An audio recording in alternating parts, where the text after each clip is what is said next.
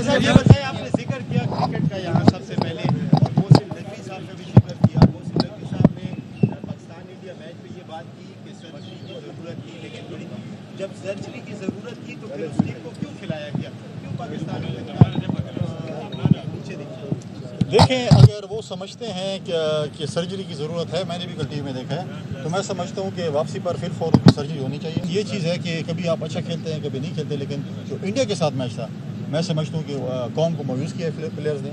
अगर आप मैं यहाँ पर मोहसिन नकवी साहब को ये भी रिक्वेस्ट करूँगा कि वो PCB के चेयरमैन हैं कि खैबर पख्तूनख्वा में एक आला मयार के जो है स्टेडियम दे, क्रिकेट स्टेडियम दे, जिमनेजियम दे।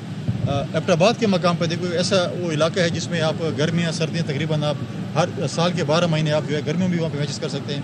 हमें आला मयार का अगर एक स्टेडियम जो है और जो पूरा एक कॉम्प्लेक्स अगर एबटाबाद में दें तो ये हमारे लिए बड़ी खैबर पख्तूनख्वा के लोगों के लिए बड़ा एक तोहफ़ा होगा। और इंशाल्लाह मैं मोहसिन नकवी साहब से मिलूँगा इस इशू पे कि आप हमें ये ग्राउंड दें, और साथ साथ ये भी कहूँगा कि अगर आप CM साहब से अगली दफ़ा आप मिले या मैसेज पे आपका रब्ता हो तो अगर हो सके तो इसको भी अडॉप्ट कर लें।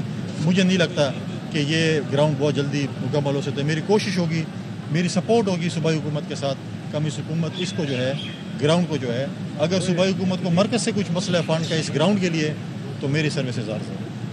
ये बताइए, आपने जिक्र किया क्रिकेट का यहाँ सबसे पहले, और मोहसिन नकवी साहब का भी जिक्र किया। मोहसिन नकवी साहब ने पाकिस्तान इंडिया मैच में ये बात की कि सर्जरी की ज़रूरत थी, लेकिन जब सर्जरी की ज़रूरत थी तो फिर उस टीम को क्यों खिलाया गया, क्यों पाकिस्तान नीचे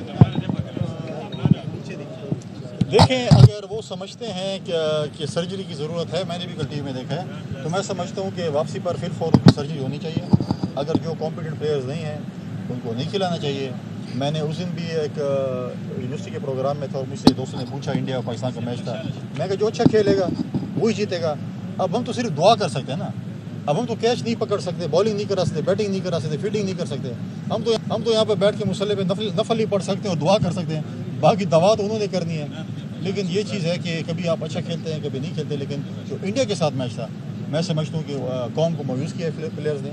अगर आप लड़कर मरें, लड़कर हारें तो फिर आपको अप्रिशिएट किया जाता है, लेकिन अगर ऐसे आप हारें तो अप्रिशिएट